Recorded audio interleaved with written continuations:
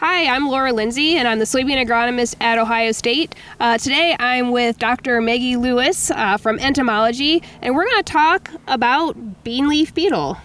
So the soybeans here were planted on April 16th, and the ones on this side were planted on March 25th. So what we're seeing is a lot more defoliation on our early planted beans compared to our later planted beans. And so Maggie, I was hoping you could just tell us a little bit about the bean leaf beetle life cycle and why we might be seeing this. Yeah, sure. So bean leaf beetle is an insect pest of soybeans that we see here in Ohio. They overwinter as adults and emerge in the early spring. When they first emerge, these beetles are able to feed on a fairly broad range of host plants that includes various leguminous species as well as alfalfa. But once the soybeans start to emerge, the beetles will begin to move into those soybean fields very quickly, since those seem to be one of their preferred host plants. And they will start feeding on the emerged soybean plants and laying their eggs in the soil. So if a farmer was walking their field and they happened to see damage like this, what's the best way to scout and manage for bean leaf beetle? Yeah, so early season, one of our main concerns with bean leaf beetle is adult feeding on the foliage, and we call this kind of damage defoliation. If soybeans have enough defoliation, that can cause yield losses and impacts on plant growth. But it's important to keep in mind of defoliation that soybeans are surprisingly resilient, and they can actually take quite a bit of damage before you start to see these negative yield impacts. So if you're trying to quantify bean leaf beetle damage and determine if you are seeing economically damaging infestation levels, what we really recommend doing is estimating defoliation in your soybean field.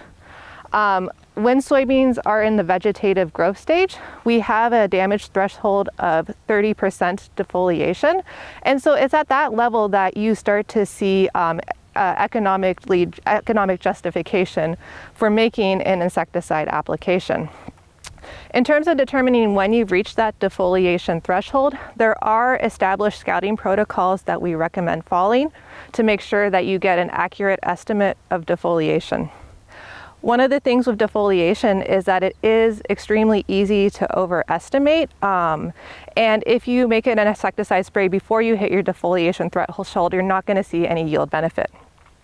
So to do that, we do have scouting protocols that are available on the Agronomic Crops Team Insect webpage.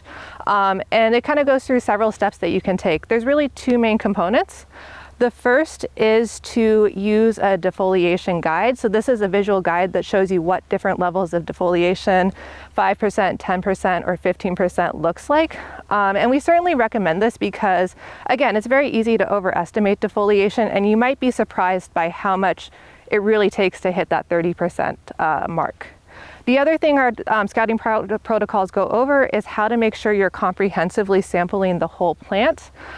Because with defoliation, you want an overall estimate of the field. So that includes looking at plants from different locations and also looking at leaves throughout the entire plant canopy. So not just the top leaves, but also those bottom leaves. Mm-hmm. And in terms of scouting in the field itself, I know sometimes it's a pain to walk into your field, especially in conditions like this. It's really muddy and, I don't really want to walk the field. But what are some recommendations, I guess, to do good scouting or proper scouting in a field? Certainly. So unfortunately, the best way to get that accurate defoliation estimate is going to be to go into the field because a lot of times, defoliation levels, both from bean leaf beetle as well as the other defoliating insect pests that you see, tends to be highest in the field margins, and it may be lower in the center of the field. So, generally 10 to 15 locations throughout the field, would be a good for a comprehensive scouting effort. As the plants get bigger, you can actually sample the leaves and then estimate the defoliation on each leaf and calculate an average across all the leaves that you sampled. So Maggie is telling me I need to get my boots muddy. Yeah, unfortunately. Or fortunately, maybe. Yeah, and your scouting tips are really helpful. I had a student last year scouting for insects and looking at defoliation. And the first year he just tried to estimate.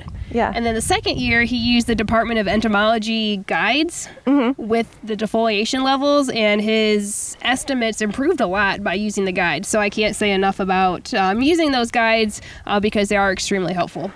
Yeah, absolutely. And you look at this protocol, and initially it may seem like it's a lot of steps and a lot of trouble. You have to get your boots muddy. But remember that at the end of the day, the bottom line is we don't want to be making insecticide sprays, when we're not at economically damaging levels. That's going to result in a loss of money and really have no yield benefits. So taking the time to do a proper defoliation estimate is going to pay off in the long run. Excellent. Well, I appreciate your time today. Thanks so much for coming out here and looking at our soybean plots. Yeah. At one last question, I always ask everyone, are you team corn or team soybean? Team soybean. Team soybean. You heard it here.